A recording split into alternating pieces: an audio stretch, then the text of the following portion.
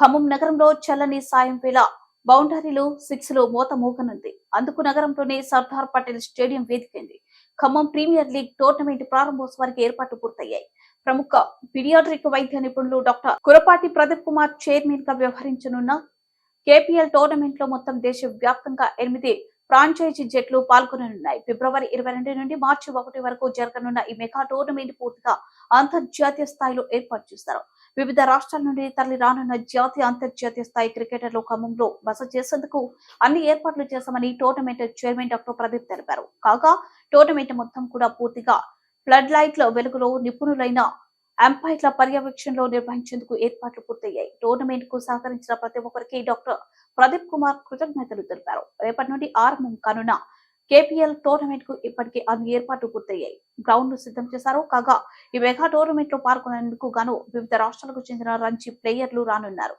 వారి రాక కోసం జిల్లాలోని క్రికెట్ ప్రేమికులు 1000 గంటలతో ఎదురు చూస్తున్నారు. మొత్తం 8 జట్లు పాల్గొనే ఈ టోర్నమెంట్ లో దాదాపు ప్రతి జట్టులోనూ కనీసం 4 రంజీ క్రికెటర్లు పాల్గొనేందుకు వస్తున్నారని నిర్వాహకులు తెలిపారు.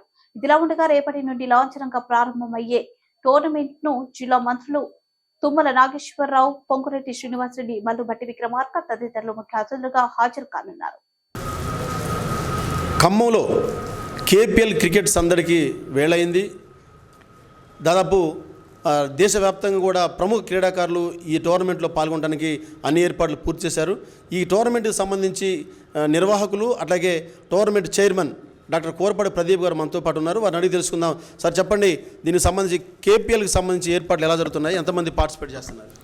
ఖమ్మం ప్రీమియర్ లీగ్ పేరుతోటి మన ఖమ్మం సర్దార్ పటేల్ స్టేడియంలో ఈ నెల ఫిబ్రవరి 22వ తారీఖు నుంచి మార్చి 1 వరకు ఒక ఇంటర్నేషనల్ అంటే నేషనల్ లేదా ఇంటర్నేషనల్ లెవెల్ స్థాయిలో ఫ్లడ్ లైట్స్ వెలుతురులో day and night cricket matches organise చేయడం జరుగుతుంది.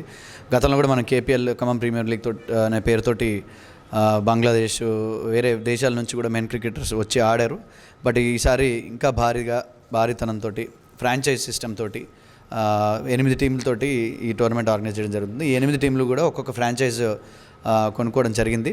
సో ఆ టీంకి సంబంధించి వాళ్ళే ఫ్రాంచైజ్ స్పాన్సర్స్ ఉంటారు. అండ్ అలాగే 2 పూల్స్గా డివైడ్ చేసేసి 4 టీమ్స్ ఒక్కొక్క పూల్లో. సో ఫస్ట్ లీగ్ మ్యాచెస్ ఉంటాయి, ఆ తర్వాత నాకౌట్ మ్యాచెస్ తోటి ఉంటాయి. సో 22 నుంచి 1వ తారీఖు వరకు కంప్లీట్గా వచ్చిన ప్లేయర్స్కి ఫుడ్ అండ్ అకామిడేషన్ అండ్ మనకి ఇక్కడ లైవ్ స్ట్రీమింగ్ కానీ మొత్తం ఇంటర్నేషనల్ భారీ స్థాయిలో కలర్ డ్రెస్సులతోటి వైట్ బాల్ తోటి డే నైట్ మ్యాచెస్ జరగబోతున్నాయి.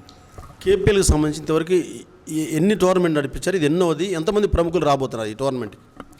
కేపీఎల్ గత 4 సంవత్సరాలుగా ఉమెన్ క్రికెట్ లీగ్ లేదా కేపీఎల్ పేరుతోటి ఖమ్మంలో ఉమెన్ క్రికెట్ అండ్ అలాగే మెన్ క్రికెట్ కూడా జరిగింది. వారితో ఇంత భారీ స్థాయిలో మొట్టమొదటిగా ఈసారి చేయడం జరుగుతుంది.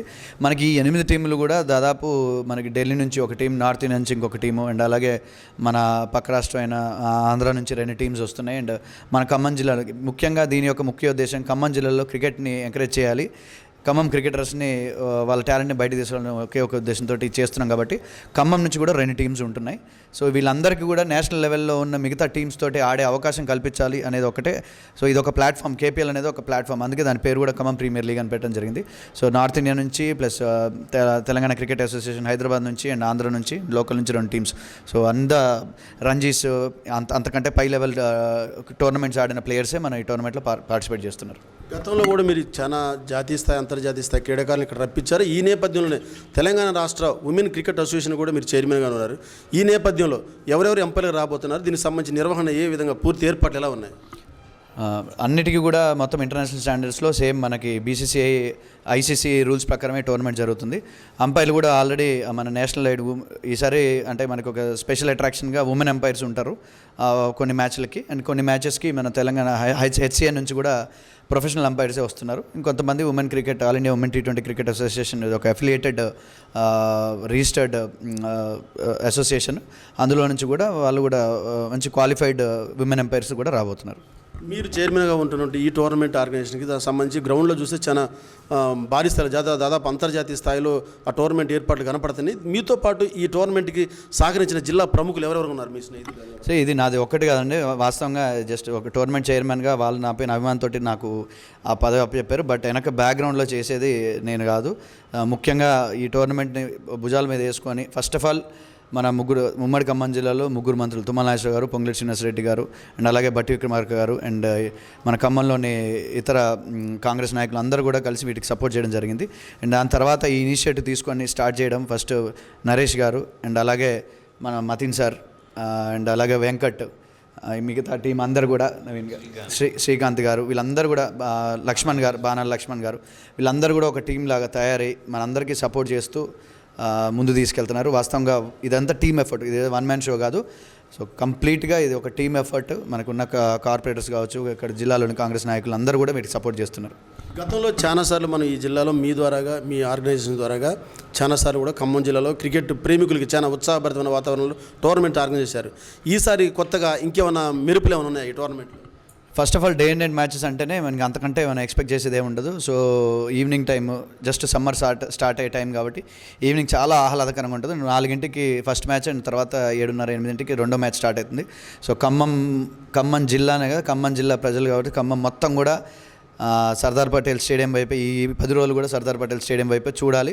సో దానికి సంబంధించి లైవ్ స్ట్రీమింగ్ కావచ్చు, కలర్ఫుల్ డ్రెస్సెస్, మధ్యలో ఎంటర్టైన్మెంట్ ప్రోగ్రామ్స్ ఉంటాయి, చీర్ గర్ల్స్ కానీ ప్రతి 4కి ప్రతి ఓవర్ తర్వాత అండ్ స్పాన్సర్స్ యాడ్స్ కావచ్చు, స్పాన్సర్షిప్స్ వీళ్ళందరూ ఉంటారు కాబట్టి కంప్లీట్లీ ఒక వరల్డ్ క్లాస్ టైప్లో ఎంటర్టైనింగ్ అండ్ స్పోర్ట్స్మెన్ స్పిరిట్ తోటి ఈ టోర్నమెంట్ జరగబోతుందండి. దాదాపు అన్ని ప్రాంతాల నుంచి వచ్చినటువంటి ఈ టోర్నమెంట్ ఈ క్రీడాకారులకి ప్రధానంగా ఖమ్మం కేంద్రంగా మీరు ఏమేమి ఏర్పాటు చేస్తున్నారు? భోజన వసతి కానీ ఏర్పాటు కానీ?